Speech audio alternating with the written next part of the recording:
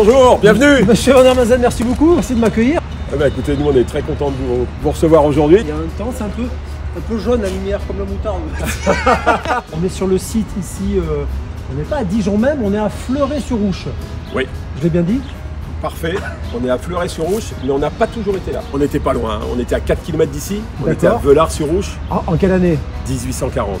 1840 jusqu'à 1997, on est resté là-bas. Ouais. Il n'y avait pas de place, on ne pouvait pas grandir, et puis bon, l'usine elle était un peu à l'ancienne, quoi. C'était le début du XXe siècle, on n'avait pas de l'eau partout, on avait des difficultés pour vraiment aller dans une production de qualité avec toutes les exigences d'aujourd'hui, quoi, en matière agroalimentaire, donc on s'est dit allez.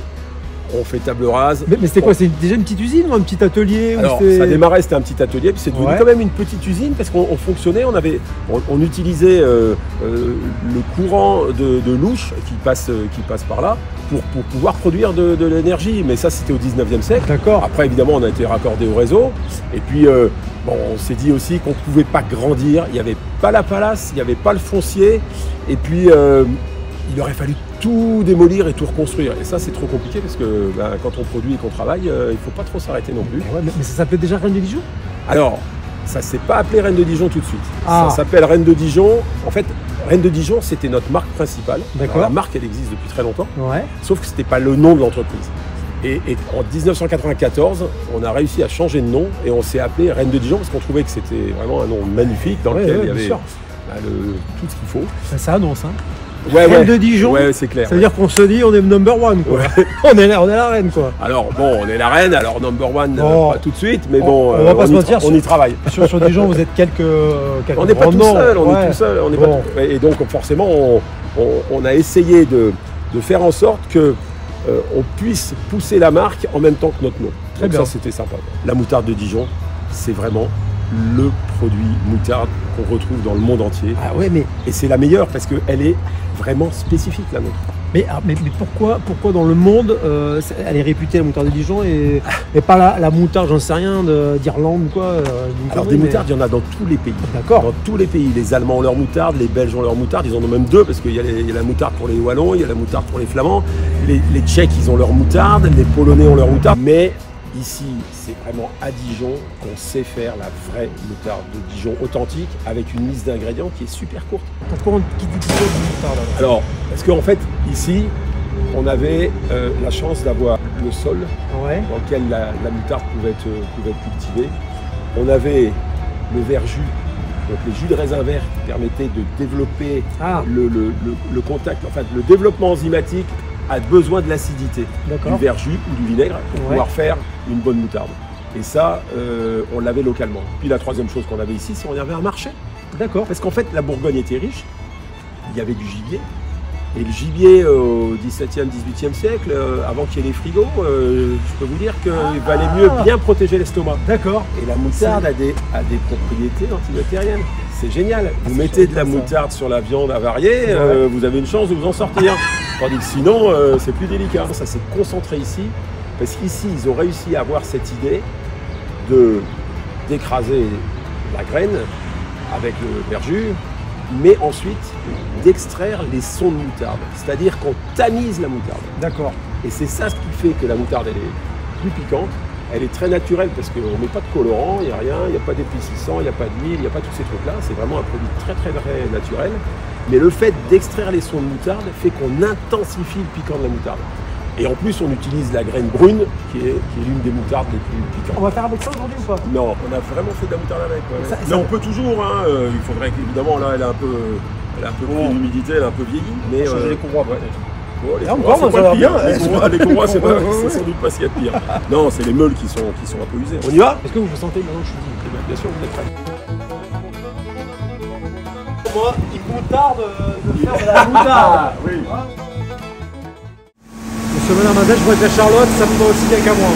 Mieux qu'à moi même. On n'a pas la même couleur. Hein, c'est vrai, c'est pourquoi c'est bleu. Vous êtes le grand schtroumpf et moi je suis un schtroumpf normal. Ça va au chef. Bon alors là on est vraiment au début. Ouais, stockage des matières premières. Ok. Donc c'est là où on a toutes les matières importantes pour fabriquer la moutarde. Donc là évidemment ce qu'on voit c'est de la graine de moutarde. On va commencer à laver les mains, on peut toucher. Vous voyez c'est tout petit en fait, c'est microscopique. hein, puisque en fait, dans le poids de 1000 grains, c'est entre 2,8 et 3,2 grammes. Vous voyez, donc pour 1000 grains. Donc il y en a un paquet, on les compte pas. Hein. La plante, ça se présente comment? Comme du colza. Ah d'accord, ok. C'est vraiment tout à fait ressemblant. L'expression en prendre de la graine, ça vient de là ou pas? Non. Non, non. Donc ici, on a la graine, on a le vinaigre, ouais. on a le sel que nous, on gère sous forme de saumure. On n'achète pas des sacs de sel. On achète du sel en citerne et on transforme immédiatement en saumure parce que c'est plus simple. Et puis avec ça, déjà, plus de l'eau, il faut rajouter de l'eau dans le process, on peut avoir une très bonne moutarde de fond. Et ça c'est quoi? Ça c'est le... Alors ça, c'est du vinaigre. Ah mais c'est le vinaigre, d'accord. Donc, et tout est local là, que ce soit la graine, le vinaigre... Alors, ça dépend de la graine. On a 30 à 40% de nos graines qui sont locales. Ok. Mais l'année dernière, il y avait une grosse pénurie. On a été obligé d'en trouver un peu ailleurs. Il n'y avait pas beaucoup de graines en France. La fameuse pénurie? Ouais. Alors c'était dû à quoi? C'était dû à un dôme de chaleur au Canada. Donc ça a vraiment... c'est ce qu'on appelle l'effet papillon. Le dôme de chaleur au Canada, ça s'est répercuté ici. Ouais, plus de moutarde dans les rayons de supermarché, quoi. Voilà, c'est ça. Ouais. Moi ça va, et j'avais un petit fond de pot là encore, j'avais un tiers. Ça a été dur. Ah, je l'ai revendu sur internet, 1000 € le pot. Hein. C'est un peu d'argent. Merci Canada, quoi. On continue le processus là. On y va.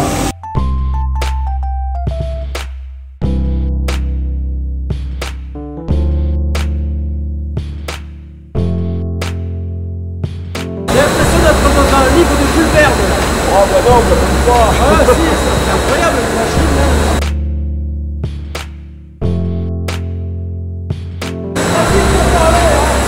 C'est bien pour parler. Un peu bruyant. Ah,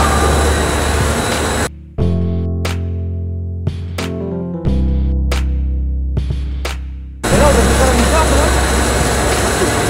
Ah, c'est pas grave, la mouture.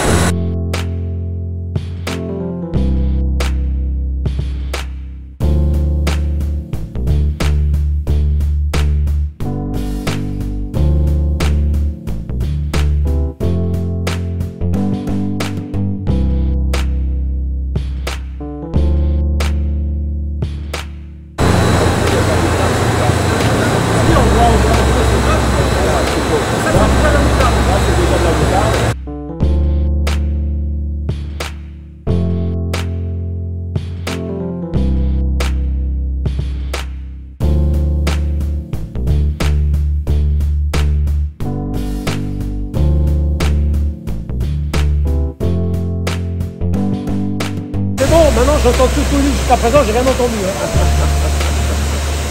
Je résume.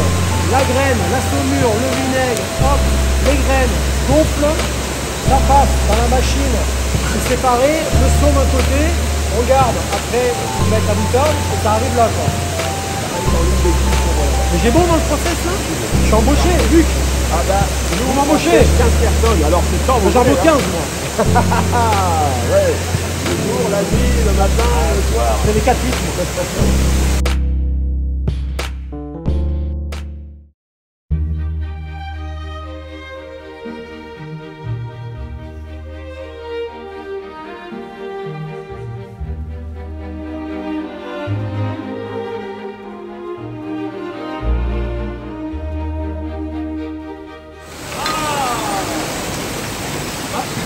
Tout ça pour ça. Ouais. Toutes ces grosses cuves, tout ça là. Voilà, donc là ça c'est le pot rempli, capsulé. Et il va être mis en barquette et ensuite on va faire la palette. Voilà. Et c'était plus simple au 19e siècle. Hein. Ah bah au 19e siècle c'était fait à la main. Hein. Là en plus on a un petit vide-vapeur, hein, histoire de protéger le produit. Évidemment, voilà. Ça se conserve longtemps. Une moutarde, ça peut se conserver combien de temps en DLC? Alors, une moutarde souvent c'est 360 jours, donc un an. Okay. Nous on recommande de la consommer entre 60 et 180 jours, donc entre 2 et 6 mois, c'est là qu'elle est le meilleure. Ah d'accord, ok. Ouais, ouais. Et puis alors une moutarde, une fois que le pot est ouvert, vous la gardez au frais. Vraiment, vous la mettez au frigo. Ouais. Ça c'est une très bonne idée. Et plus c'est frais, plus elle est piquante. Et même si on l'achète, si elle n'est pas ouverte, on peut la garder plus d'un an en DLC, ah ouais? Non, alors okay. Ça va être mangeable, vous ne serez jamais malade. Hein. Ouais. C'est un produit qui est acide, il n'y a pas de souci. Par contre, le goût, ça va être moins bon.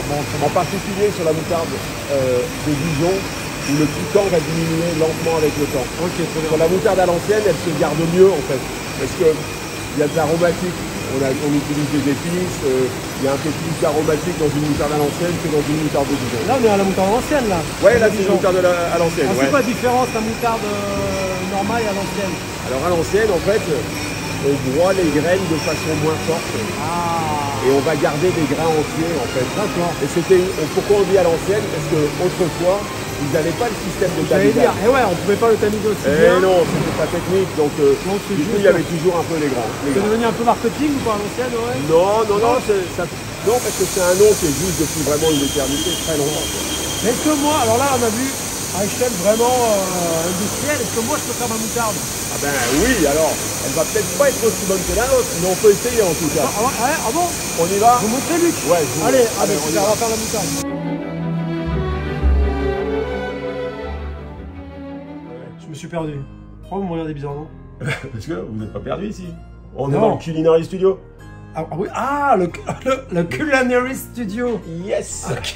Sorry, c'est vrai qu'encore le warning arrive. Hein. Bon, D'accord, j'ai gardé ma charlotte, ça vous embête pas? Non. Mais je vous dis, moi ça y est, je travaille un peu ici aussi. À chaque fois que je vais quelque part avec mon terroir, je finis dans les équipes. Il n'y a pas de souci. La moutarde, on peut en faire chez soi si facilement? Facilement, non. Mais on peut essayer, c'est quand même quelque chose qui peut se tenter. Il faut prendre de la graine de moutarde, la mettre dans le pilon. Voilà, en prendre de la canne, je suis sûr qu'il y a un rapport, moi, je veux dire, encore une fois. Alors là, je mets combien? Oui, à peu près cette quantité-là, pour un tout petit peu plus, ouais. Allez. Voilà, ok, stop. Ensuite, là, on a déjà préparé, c'est le fameux verjus. Le verjus. En fait, voilà, là, il n'y a pas de vin. On est juste avec un mélange vinaigre, saumure, donc la quantité de sel est déjà dedans. Et en fait, avec ça, il y a de l'eau évidemment, parce que sinon, si on n'a pas d'eau, c'est un peu acide. Ah ouais, c'est ça. Ah ouais, voilà. Donc, faut pas oublier l'eau dans le processus de la moutarde. Il y a toujours un petit peu d'eau. On peut faire sans vinaigre qu'avec du vin blanc, ça existe. Hein, c'est le cas de la moutarde IGP, la moutarde de Bourgogne, hein, qui est une indication géographique protégée. D'accord. Donc on en verse un peu. Ça, je vais le faire si ça vous dérange pas. Hein, pour qu'on ne se trouve pas. J'en ai peut-être mis un poil trop. Ouais. Je remets un peu de graines. J'ai l'impression d'être un grand chimiste, d'être panoramique. Voilà. Et là, eh ben, on va attendre 3-4 heures.